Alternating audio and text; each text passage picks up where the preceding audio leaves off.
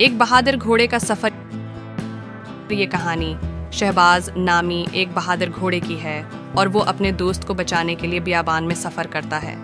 इन मनाज़र में उसकी महमजूई, दूसरे जानवरों के साथ मुकाबलों और उसे दरपेश चैलेंजेस शामिल हैं। ये शहबाज है, सोने का दिल और जंगजू की रूह वाला घोड़ा हरन। शहबाज, मुझे आपकी मदद की ज़रूरत है। मैं अंधेरे जंगल में फंस गया हूँ और मुझे बाहर निकलने का रास्ता नहीं मिल रहा। शहबाज, मेरे दोस्त, फिक्र न करो, मैं आकर तुम्हें बचाऊंगा। गैर मुतज़लज़ल हिम्मत के साथ शहबाज किसी भी चैलेंज का मुकाबला करने के लिए तैयार अपने सफ़र पर रवाना हुआ। शहबाज, कोई पहाड़ ज़्यादा ऊंचा नहीं, कोई दरिया बहुत चौड़ा नहीं।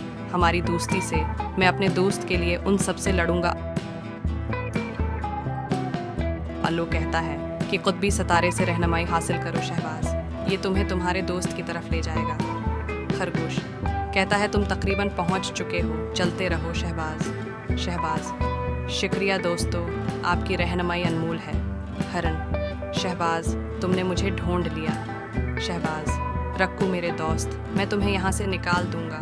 अपने दोस्त के साथ शहबाज घर वापस आया, उसका दिल खुशी और फख्र से भर गया।